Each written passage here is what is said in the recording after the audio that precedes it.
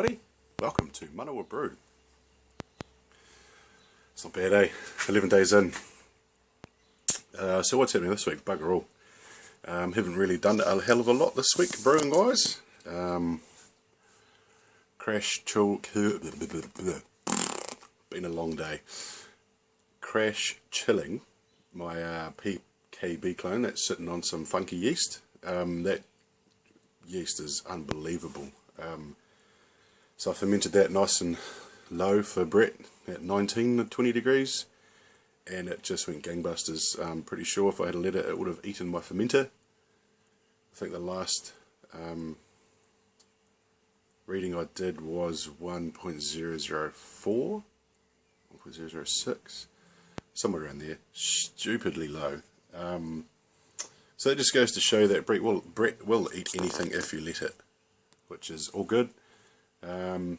Yeah, so I still haven't got any plans to brew. I did manage to get myself the big book of homebrew from Michael Donaldson here in New Zealand. So there's a couple of recipes in there that I want to have a smash of, especially the Yakima Scarlet from Liberty Brewing. I quite like that beer, and I have wanted to brew a style like that for a while. I class it as an American Amber, but it's probably more of an IPA, but from memory, the last time I had it was just absolutely glorious, so I'll try and get into that at some point. It's quite a basic recipe. I think it only uses Warrior, Cascade and Centennial for the hops, so it's quite a simple hop schedule, but there's some pretty cool stuff going on with the malts. I won't share the recipe, go buy the book if you want it, and support our local boys. What else?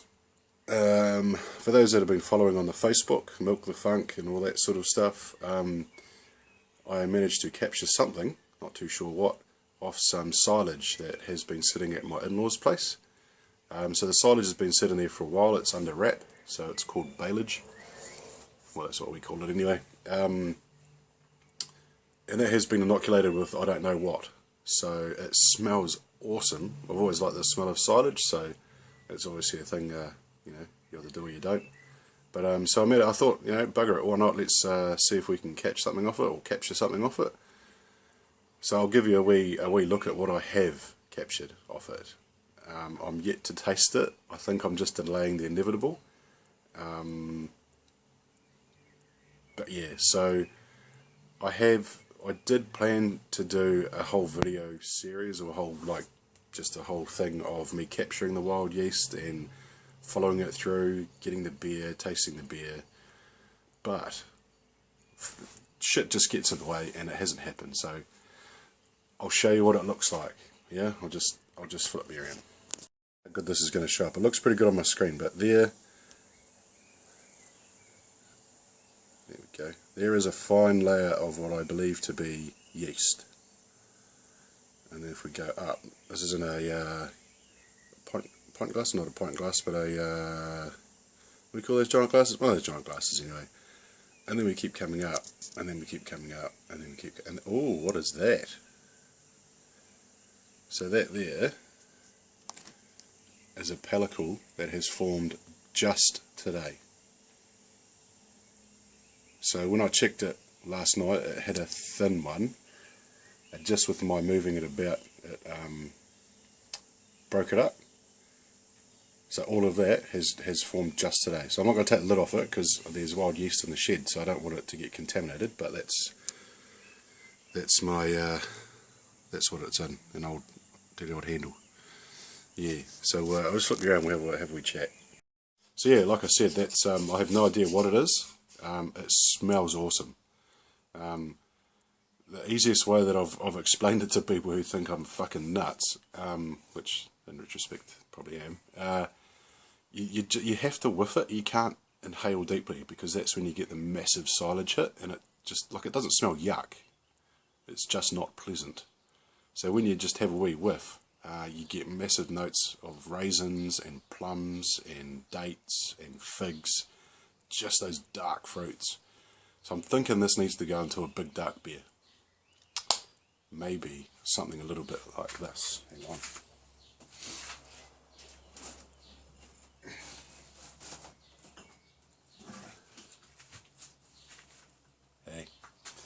maybe something a little bit like that. So I know there's a recipe for a Chimay, however you say it, clone on Homebrew Talk for the Chimay Blue. I'm keen to let this yeast just ride and just see what happens. So what I might do is I've got a little 10 litre fermenter that I used for my Brett, or my sour beer last year, my Fejau sour. So I might give that a bit of a clean out, and I might just make a wee batch of the Chimay and just see how we go. Like, I don't really want to do a full big size batch with it, just in case it's not nice. But yeah, I might just do that. And yeah, see, I need to get another fermentation controller, or I just leave it inside and just have it at ambient temperature.